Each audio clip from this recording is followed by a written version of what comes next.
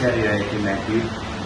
എൻ്റെ വീട് കോട്ടയത്താണ്. അപ്പം എൻ്റെ വലിയൊരു ആഗ്രഹമായിരുന്നു എബ്രോഡിൽ പോയിട്ട് എൻ്റെ ഹയർ എഡ്യൂക്കേഷൻ കംപ്ലീറ്റ് ചെയ്യണമെന്ന്. അത് ഡിഗ്രി പോകാനുള്ള ഒരു ആഗ്രഹമായിരുന്നു. പക്ഷേ എനിക്ക് എന്തുകൊണ്ട് പറ്റിയില്ല.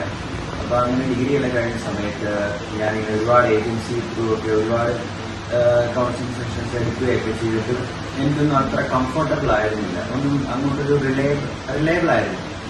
അപ്പം എൻ്റെ ഒരു റിലേറ്റീവ് എനിക്ക് എയ്ഫോർട്ട് ഇന്റർനാഷണൽ റെക്കമെൻഡ് ചെയ്തു.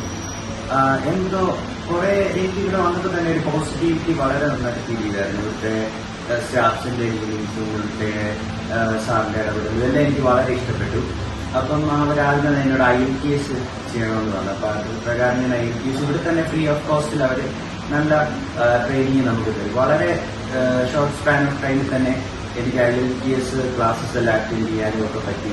പിന്നെ അതിന് ഫസ്റ്റ് ചാൻസിൽ തന്നെ എനിക്ക് നല്ല മാർക്കിൽ തന്നെ IELTS പാസ്സായി, നല്ല സ്കോർ കിട്ടി.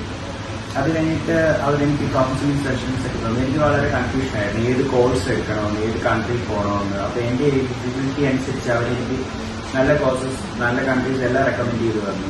അപ്പം അത് വഴിയാണ് ഞാൻ മൗറീഷ്യസ് ത്രൂ ഫ്രാൻസ് ഒരു പാത്വേ കോഴ്സ് ഉണ്ടായിരുന്നു. അത് വളരെ റെയർ ആയിട്ടുള്ള ഒരു കോഴ്സാണ്. അത് വളരെ റീസെന്റ് ആയിട്ട് ആണ് അത് ഇൻട്രൊഡ്യൂസ്ഡ് ആയത്. അപ്പൊ അങ്ങനെ തന്നെ ഞാൻ അതിൽ അപ്ലൈ ചെയ്തു.